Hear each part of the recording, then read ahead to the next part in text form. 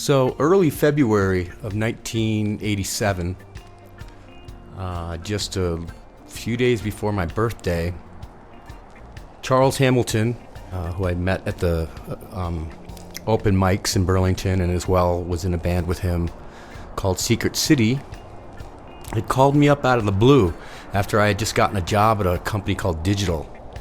And thank God Charles grabbed me and just gave me like a day's notice and said, pack all your stuff. And I have a brother in Colorado, in Boulder, Colorado, and he said we can sleep on his floor. And I want you to come out with me and we're going to start a band.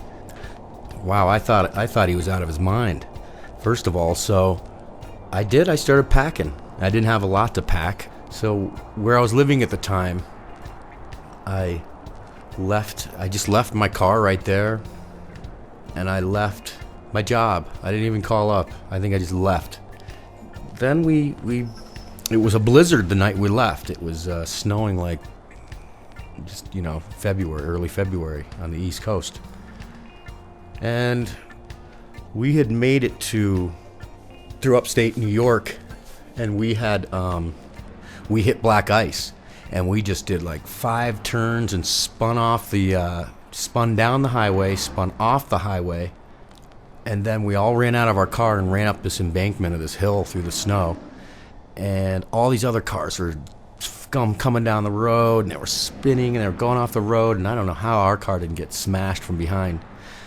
Anyways, I thought this was an omen, and so I suggested that maybe this isn't a trip I should be on, or this isn't the time to go. And this weather, it was snowing, and I'm thinking, man, I've never been west of Saratoga, New York, so I have no idea what's beyond anything. I had never been anywhere. So we got ourselves together, and then waited till they cleared the highways, and we're in a Volkswagen Golf, a little tiny Volkswagen Golf.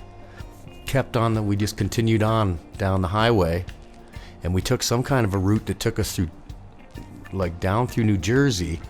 Charles is from New Jersey, so we stocked up at his house and grabbed as much food and stuff as we could, and then off we went headed to Boulder. But we went through Nashville, I think. We went through some states certainly I'd never thought I'd ever see again. The kind of scary part of the car going off the road and all that. It kind of cleansed the palate of my life in a way. It sort of said this is a new starting point for me. It kind of was. And so I had a little birthday on the way out.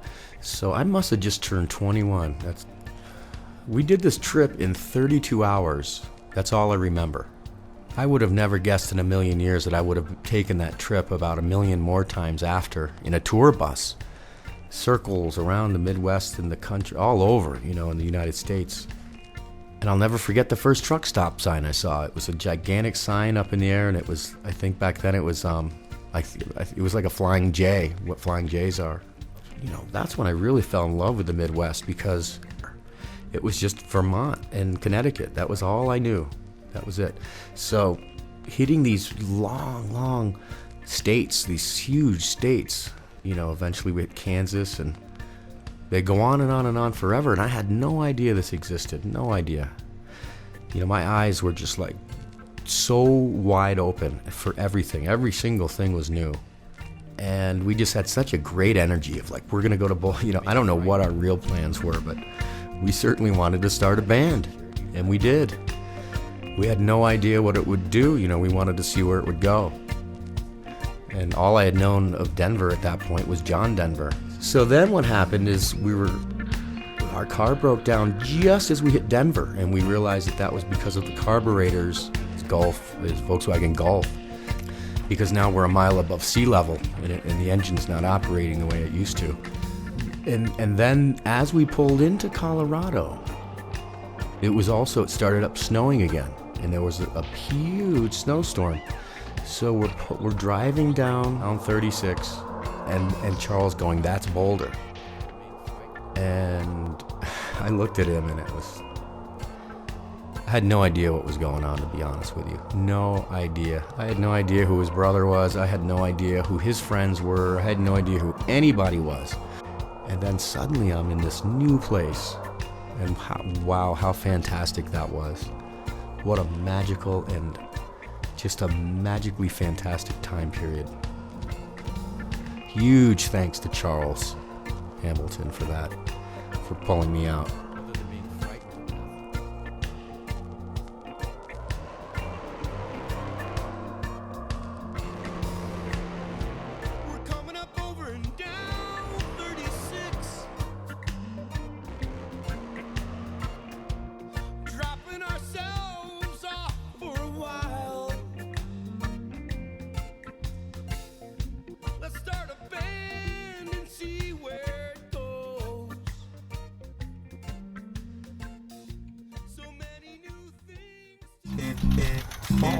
Few features from a British accent. There are, of course, many more, and what I'm saying wouldn't apply to every speaker of a British accent. If you want to find out more about accents and how you can look out for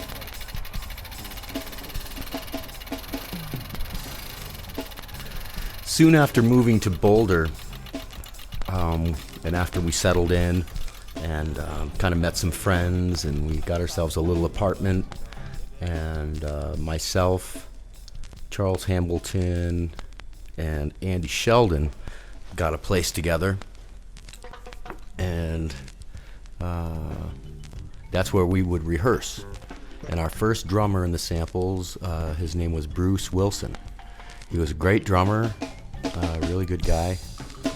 And at the time, we were just still, we still wanted to explore other fits and other musicians to see how they fit. So it didn't last too long with Bruce. And then we got another ad answered down at the CU bulletin board looking for a drummer, and that's where we got Jeep. And so we just had Jeep, Andy, myself, and Charles. And then we played a show at 14th and Euclid. We used to always play parties over there, which was fantastic. That's where we met Al, and then Al joined our band. So it was pretty simple how we all came together. So I got a job working as a dishwasher at a place called Dot's Diner in Boulder.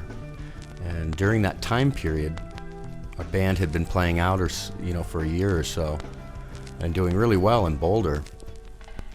And we were approached by these people named Merle and Joshua. And they were connected to a guy named Michael Stewart, who apparently was in the band Sweet. You know, the band that sings Ballroom Blitz. Ballroom Blitz. Hot dog, talk, law. Try this sentence out. Do you talk froth, or are hot dogs against the law? This guy wanted to manage us, this guy Michael Stewart. He had a partner named Ben Ewing, and they apparently lived in Franklin, Tennessee. We signed some kind of a deal with them. We signed a $50,000 recording contract, and we didn't even know what this stuff was at all.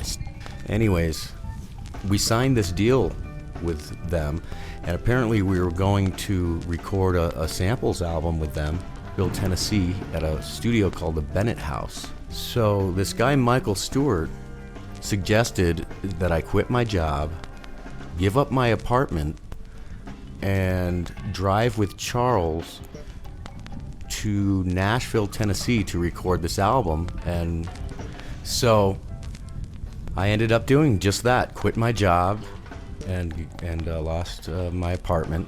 And then Charles and myself were to drive to Nashville in his VW bus. And then the other guys were going to, Jeep and Al and Andy were going to meet us down there. So Charles and I were going to go suss it out. So we're driving across the country, and we're calling this guy, Michael Stewart, and he's not answering phones.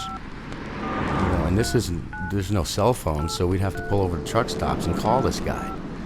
So things started getting strange when he was not answering the phone. And we just continued. So we got to New York City and realized that this was a scam. This whole thing was a complete scam. So here's my first introduction into the music business. And these guys got us driving across the country to a place that doesn't even exist. After that, it was I fell into a depression because I had lost my apartment and my job, all these things that I had established in Boulder, and gave it up because this guy conned us. And so I ended up living in a friend's hallway for like a month till I could find a place. And then I was like trying to find a new place to live. I had to find a new job. I was just in a real depression, a real funk. And the drive there was, we were so excited, and then we just came back with our heads hanging low, and it was a real drag after that because we had a lot of people in Boulder really were rooting for us. Really we had such great support, and they really wanted us to succeed. And then coming back with our heads hung low, it was very, very depressing. So we ended up having to get a lawyer and pay 10 or 15 grand to get these guys away from us. As much of a con and a scam as it sounds, there really was a contract, so we had to deal with it. So I learned very early on some of the deceptions that can come into this business, and that was just the beginning for me. Just the beginning. It's a miracle that I'm still around playing music. But it's all part of the business, and it's all part of what it takes to get this music to the people, to the fans, and to keep it real. That's about it. That's what it takes. Ballroom blitz. Ballroom.